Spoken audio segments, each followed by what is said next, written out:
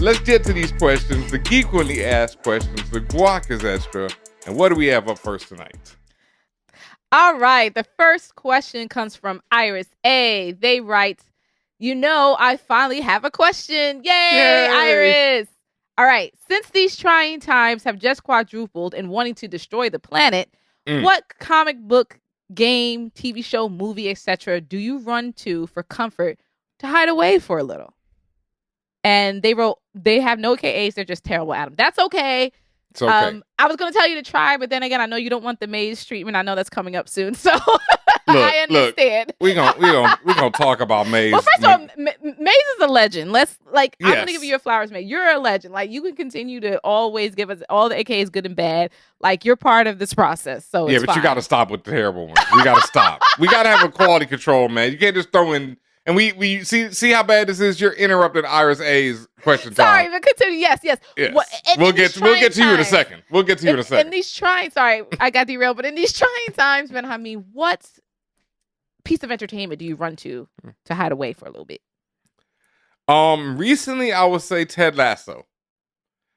Yes. I've been wanting to try that out because everyone was talking about it so much. Like, that show is the best. I'm midway through the second season, so no spoilers at all for me. Please, God. Someone just spoiled the finale of Euphoria for me the other day on Twitter. After I muted the hashtag, and this is someone I follow and who follows me, who's a fan of the show. You cannot be on social media, period. No, that's ridiculous. Like, I muted. I know it's ridiculous, but if you haven't watched, you cannot be on. People, the shit should be flying. I know. I'm so far behind, and I don't give a shit. But at the same time, that one hurt me because it made me like I don't even want to watch the season now because it's like that was. I already have a feeling which one it was. You say it hurt you already know what it was. You already know what it is, and I think I'm so far behind. I'd only watched the premiere, but when I watched the premiere, I was like, well, one of these two is gonna end up dead by the end of the season because they just fucked up.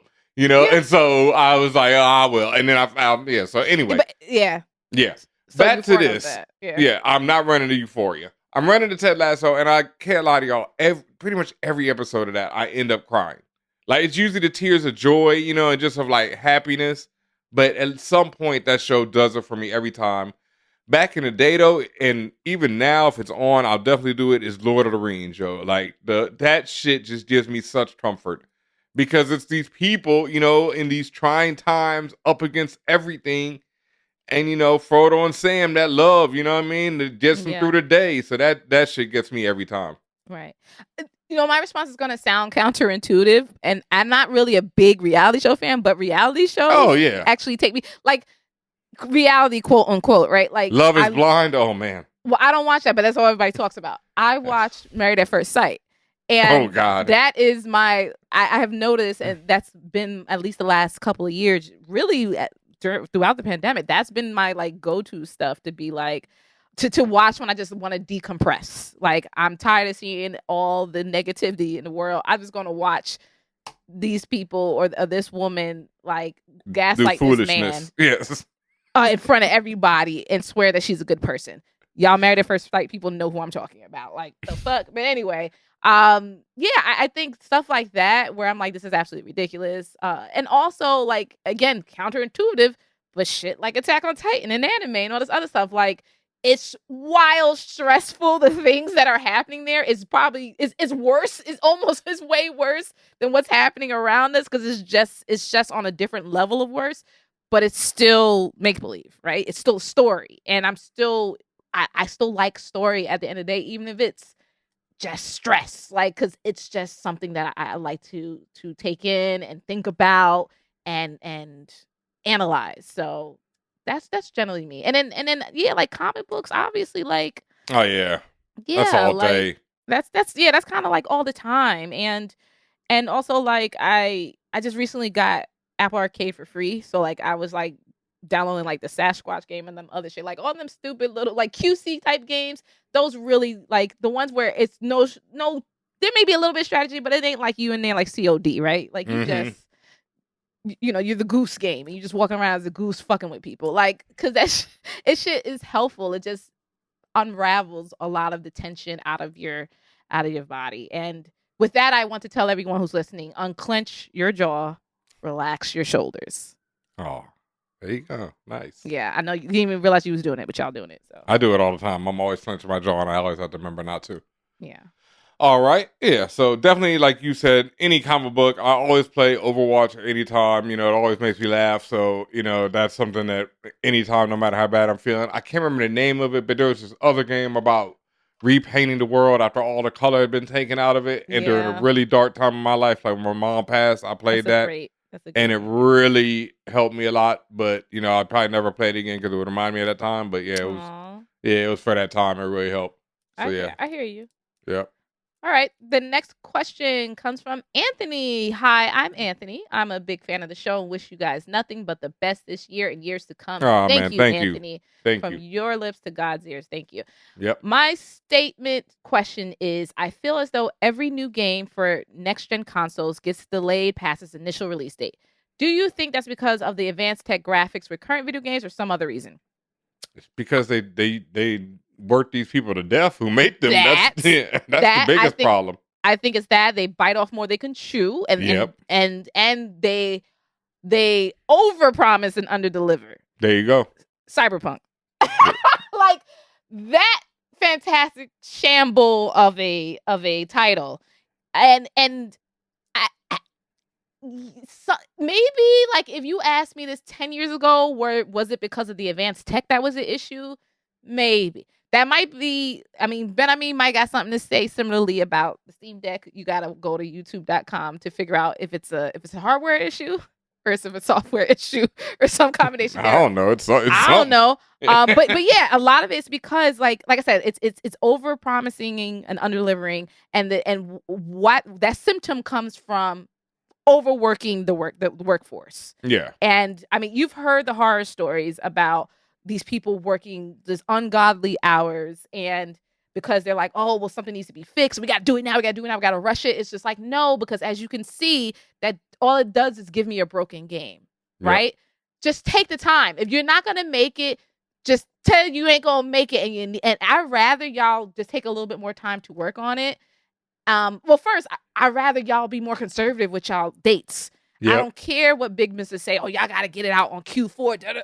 Nah, my nigga, like, that shit ain't ready for Q4. Stop telling people it's going to be ready for Q4. So I think people are doing too much in terms of how they're communicating when projects will be done. It's just not feasible. Yeah, but that's also, that's the thing. We're dealing with corporate structure here where it's like your shareholders are like, no, Q4 this year because you got nothing else. This is the only thing. This will make us all the money so we can keep this company going, right? That's when you need the Olivia Pope of video games or PR to come and be like, fam, if we do this, it's going to put the ship under more pressure.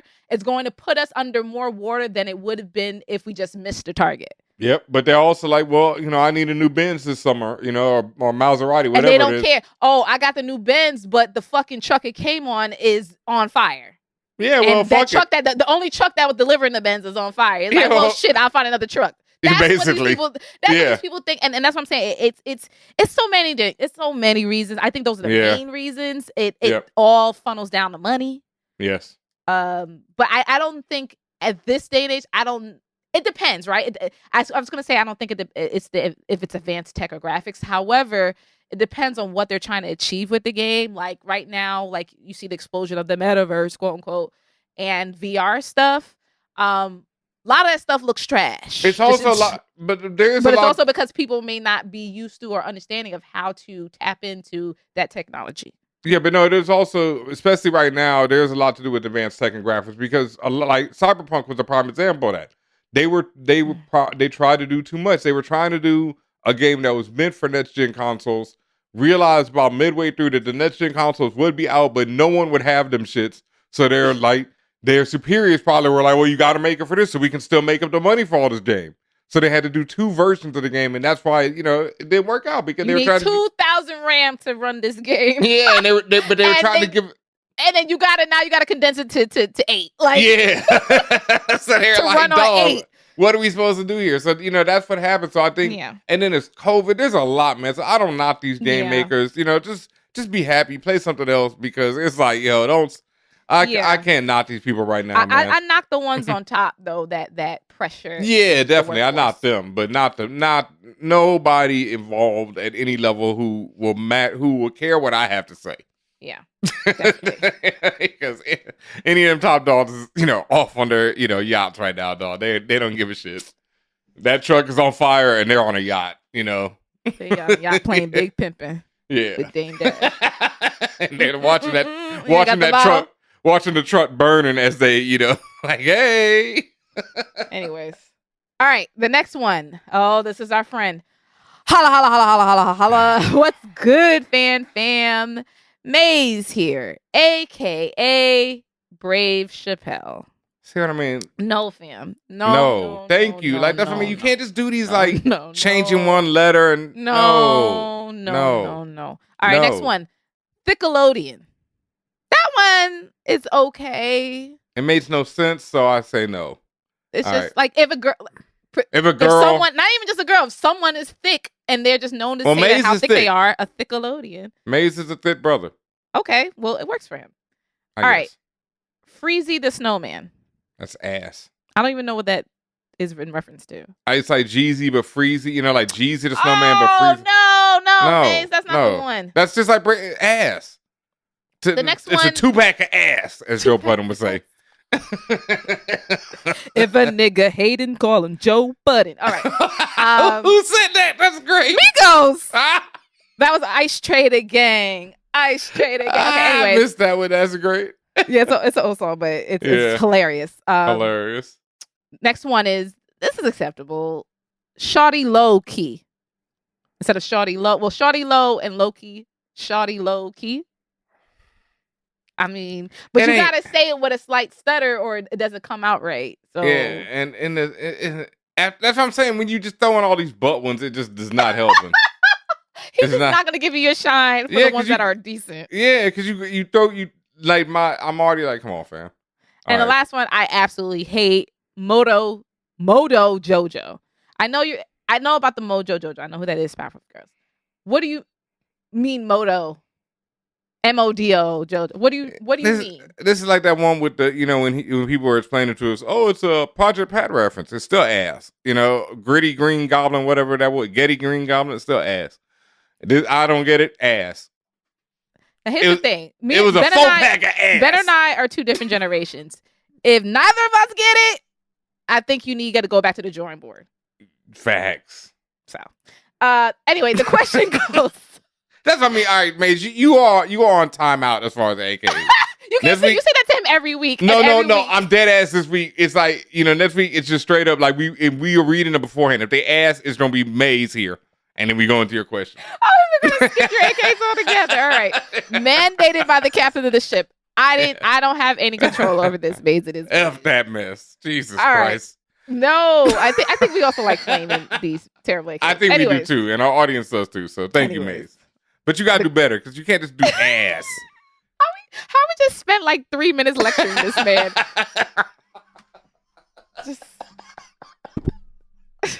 It's a 2-pack of ass. I just love doing that Joe Budden one. All right.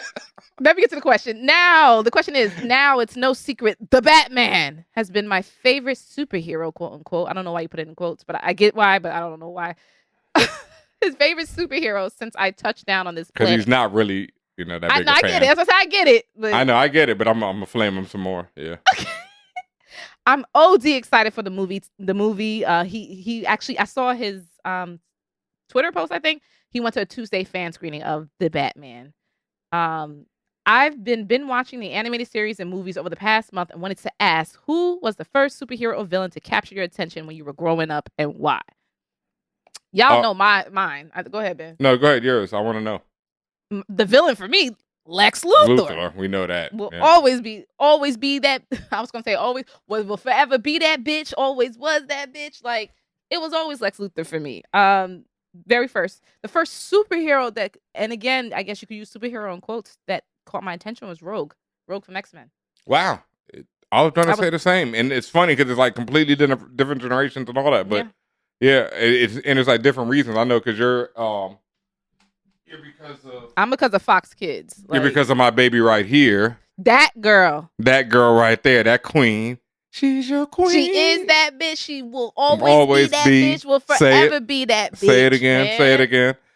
And for me, it's because Rogue was on this cover of X-Men. I don't know the exact issue. I want to say 171, or I might be off.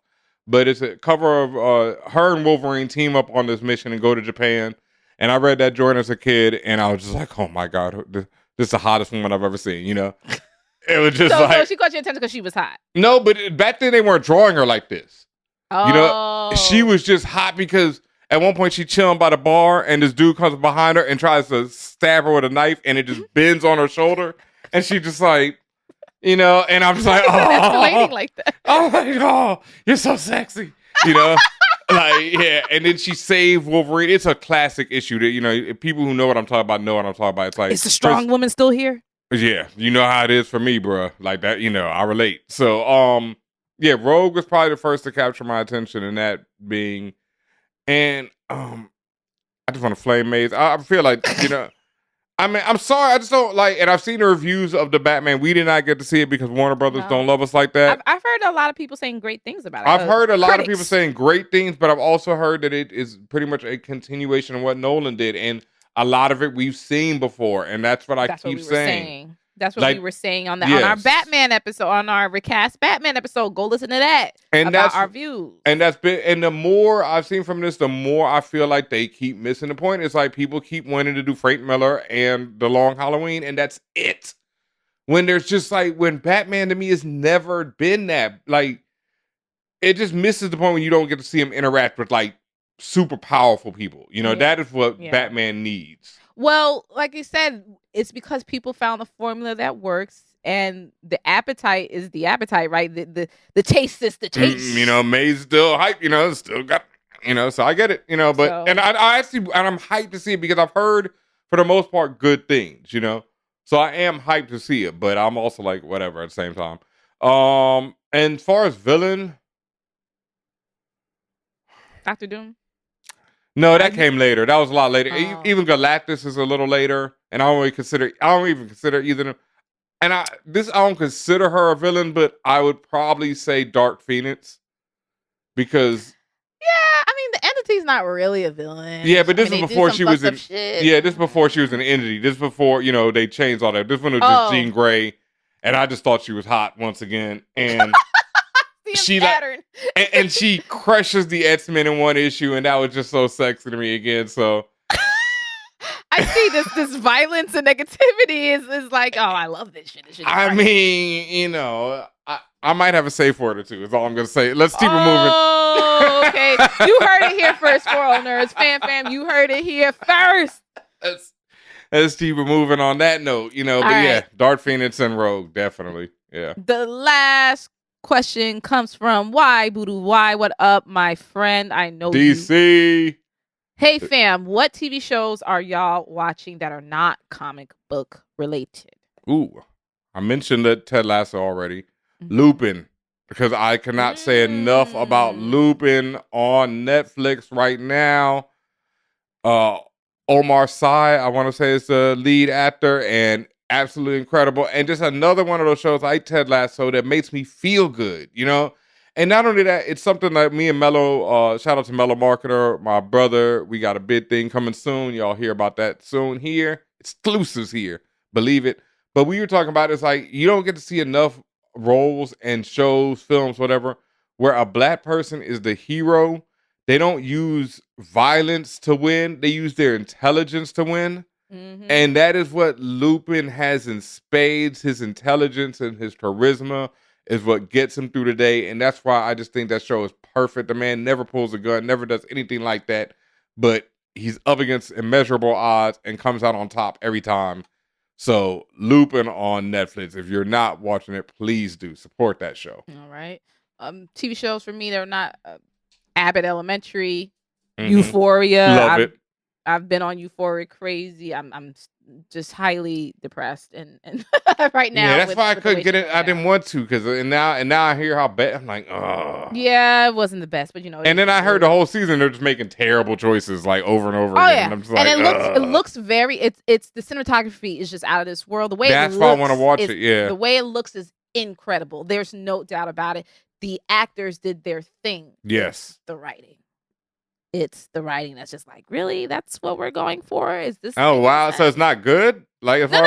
It's just questionable. There's some things that are just like, really? Why did you make this, Levinson? Why did you do this? But see, that's the thing about. Sam. I mean, yeah, that man is another one. You know, he should go to jail for the things he's done this season. I mean, he should have gone to jail after that Marie and whatever movie because that exposed him for me. Yeah, that exposed him. I was like, oh, I see. You one of them white boys.